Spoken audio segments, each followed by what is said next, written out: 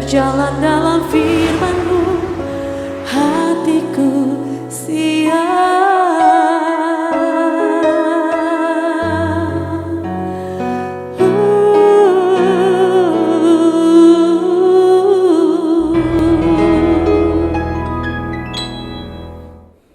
Salam, God Lover yang dikasihi oleh Tuhan Yesus. Senang boleh kembali berjumpa dengan saudara dalam program Rest and God malam hari ini bersama Diaspora TV. Setelah melewati berbagai kesibukan sepanjang hari ini, mungkin ada situasi yang membuat jiwa Anda menjadi letih lesu dan berbeban berat. Jangan pernah menyerah, sebab Tuhan mengundang kita semua untuk mengalami kelegaan. Ini yang dikatakan Tuhan Yesus kepada kita semua.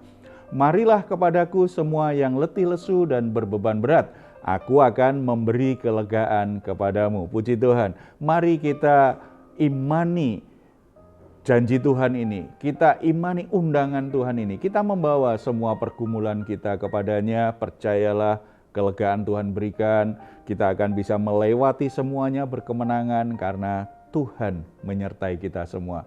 Kita bersatu dalam doa. Bapa di surga, kami ucap syukur anugerah-Mu sempurna bagi kami semua. Bapa, saat ini kami datang kepadamu, kami membawa semua pergumulan hidup kami, situasi yang sedang kami alami, masalah-masalah rumah tangga kami, semuanya menjadi pergumulan yang seringkali membuat kami menjadi letih lesu, berbeban berat.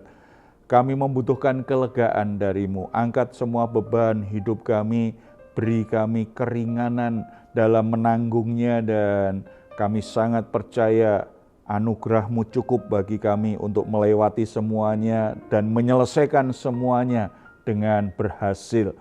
Biarlah melalui apa yang terjadi dalam hidup kami, nama Tuhan dipuji dan dimuliakan.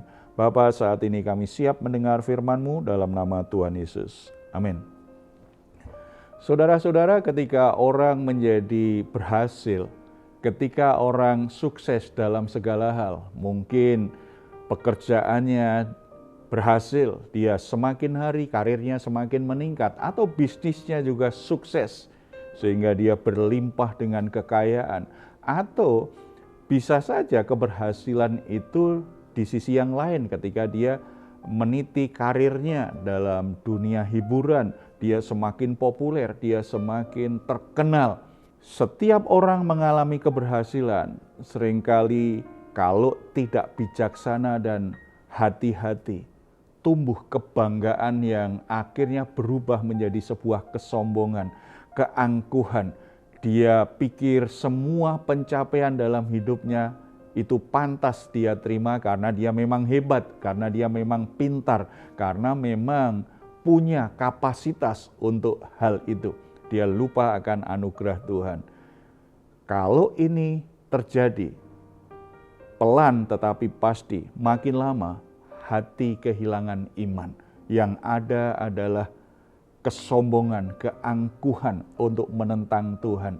Atau kalau tidak, memakai hal-hal yang sifatnya rohani, kegiatan-kegiatan keagamaan untuk membungkus motivasi keangkuhan dan kesombongannya, bahwa dia adalah orang yang rohani, orang yang baik, tetapi dalam hidup hari-hari tetap saja menentang Tuhan, melanggar firman Tuhan, berdosa terus berdosa.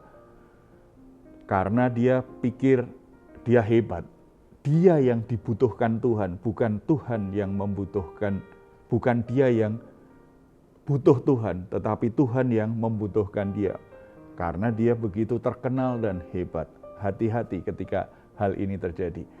Hati-hati ketika ada pikiran bahwa kita bisa menentang Tuhan, bisa melawan Tuhan karena kita merasa sebagai orang yang hebat.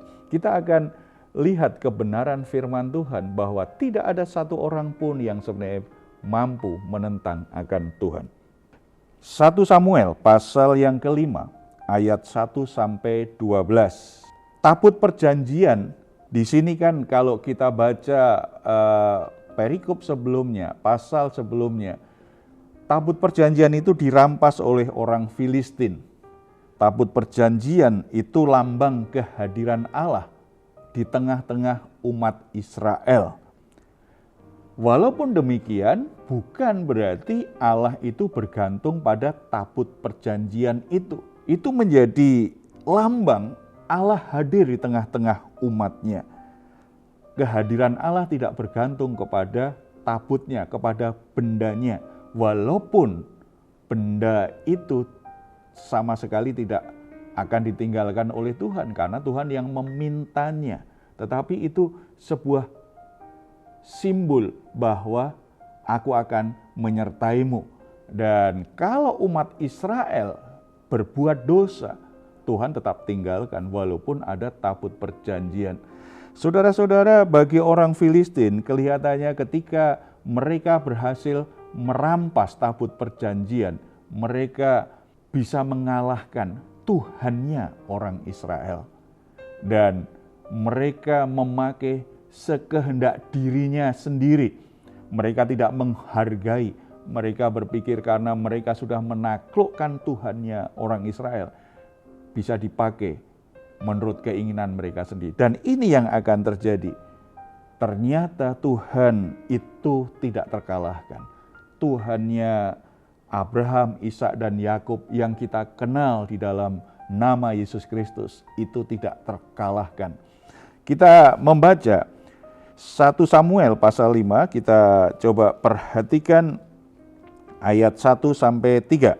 Sesudah orang Filistin merampas tabut Allah, maka mereka membawanya dari Ebenezer ke Asdod. Orang Filistin mengambil tabut Allah itu, dibawanya masuk ke kuil Dagon dan diletakkannya di sisi Dagon. Ketika orang-orang Asdod bangun pagi-pagi pada keesokan harinya, tampaklah Dagon terjatuh dengan mukanya ke tanah di hadapan tabut Tuhan. Lalu mereka mengambil Dagon dan mengembalikannya ke tempatnya. Saudara-saudara, orang Filistin berpikir ini mungkin salah satu dewa. Kita sudah punya dewa namanya Dagon. Ini dewanya orang Israel, kita taruh saja di sini nih. Mereka pikir bahwa tabut perjanjian itu seperti patung-patung berhala juga. Tetapi ternyata ketika tabut perjanjian ditaruh di situ, malam hari patung itu jatuh. Ini menjadi sebuah gambaran bagaimana berhala-berhala, kalau di masa itu dewanya orang Filistin, itu ternyata juga tunduk di bawah kekuasaan dari Tuhannya Israel. Tuhan yang kita sembah itu punya kuasa melampaui semua berhala-berhala di dunia ini.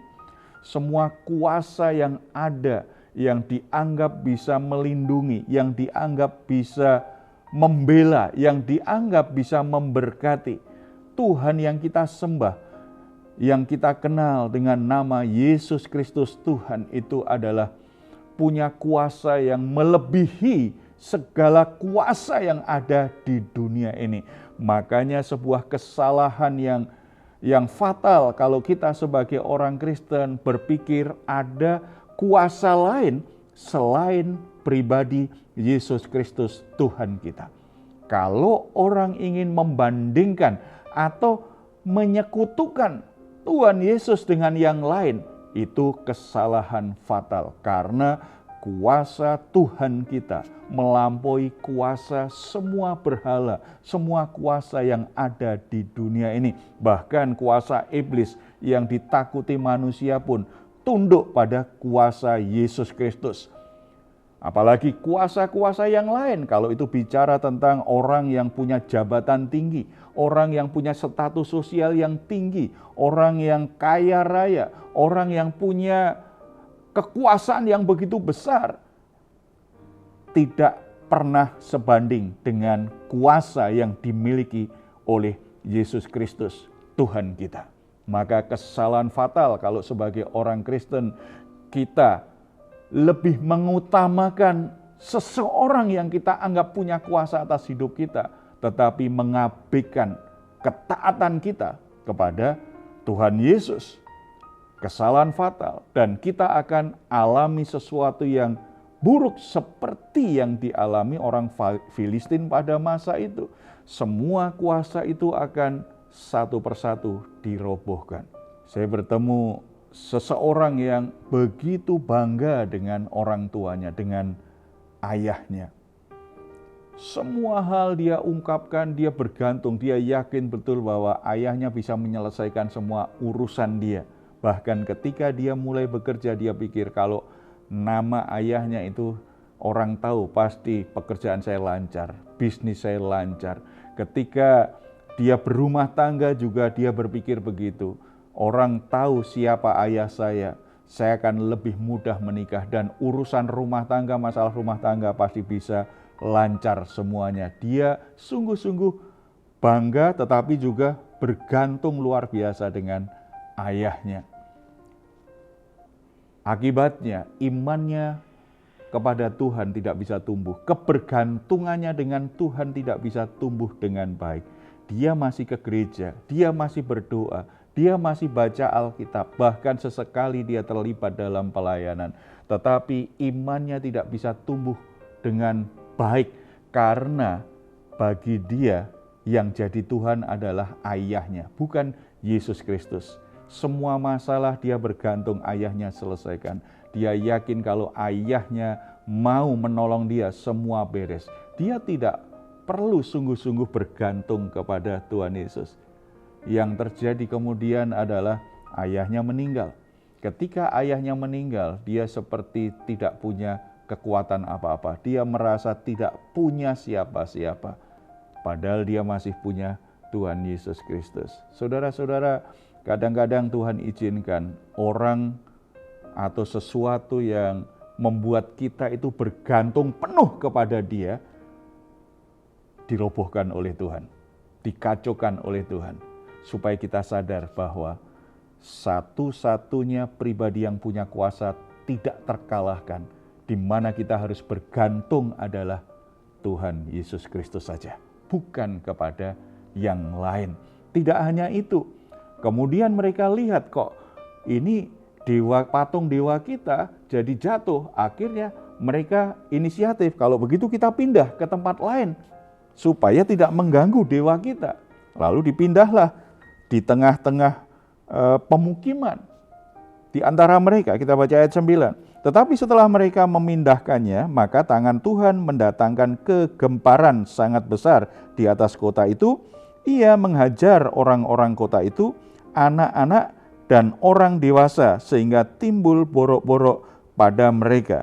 Ini menunjukkan bahwa tidak hanya kuasa apapun, termasuk kuasa iblis, itu tunduk takluk pada kuasa Yesus Kristus Tuhan kita. Tetapi tidak ada satu orang pun juga mampu melawan Dia. Ketika tabut perjanjian ada di tengah-tengah orang Filistin, semuanya akhirnya justru kena wabah. Mereka sakit semuanya. Artinya tidak tahan menghadapi kekudusan Tuhan, menghadapi kemuliaan Tuhan, kuasa Tuhan. Mereka tidak tahan sehingga mereka menjadi sakit. Saudara-saudara, kalau tidak ada satu orang pun yang sanggup melawan Tuhan, jangan coba-coba kita juga melawan Tuhan. Kita harus belajar untuk sungguh-sungguh menghormati Dia. Ketika kita mendengar firman-Nya, ketika Tuhan menunjukkan arah pimpinannya kepada kita, kita harus belajar untuk tunduk, untuk mengikuti kemana Tuhan inginkan kita lakukan. Jangan coba-coba untuk melawan Tuhan, untuk memberontak Tuhan, untuk melakukan sesuatu yang justru bertentangan dengan maunya Tuhan. Kita tidak akan pernah menang, kita pasti akan kalah. Orang-orang Filistin yang mampu mengalahkan orang Israel, bahkan merebut tabut perjanjian pun, akhirnya mereka tidak ada yang berdaya.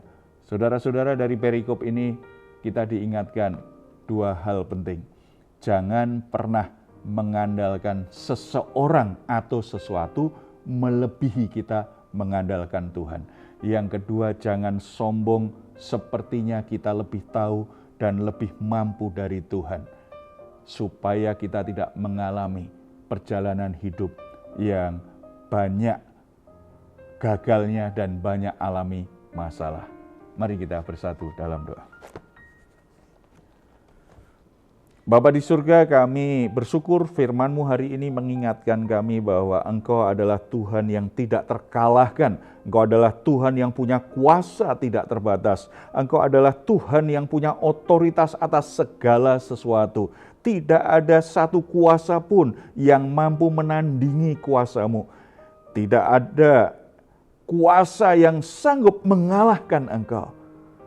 Seseorang, bahkan iblis tidak akan sanggup bertahan melawan Engkau. Oleh sebab itu Bapa, biarlah kami belajar untuk tunduk, menyerah, dan menggantungkan hidup kami sepenuhnya kepadamu. Ampuni kami kalau selama ini kami coba-coba untuk mengambil jalan kami, walaupun Tuhan sudah memberitahu kepada kami jalan yang harus kami tempuh. Ampuni kami kalau kami memberontak kepada Tuhan. Ampuni kami kalau kami menyombongkan kepandaian dan keberhasilan hidup kami. Sepertinya itu sepenuhnya karena kehebatan kami.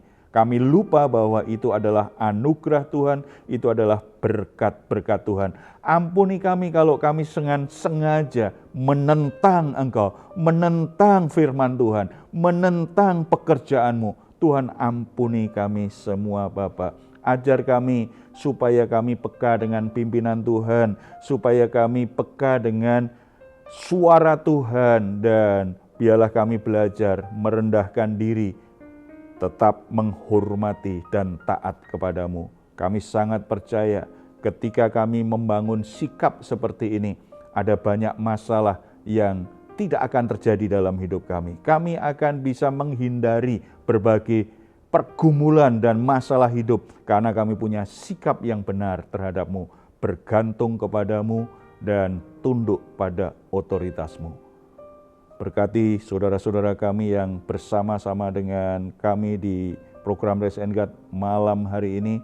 Tuhan, terus tuntun mereka di jalan-Mu yang terbaik. Dalam nama Tuhan Yesus kami berdoa. Amin.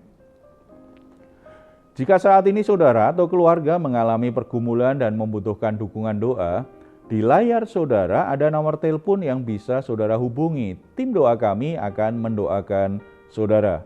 Percayalah, tidak ada yang mustahil bagi orang yang percaya. Silahkan jika saudara ingin memberikan komentar, tuliskan di ruang komentar yang ada di channel Diaspora TV. Baik saudara, sebelum kita berpisah, mari kita perkatakan bersama-sama Mazmur 4 ayat 8-9.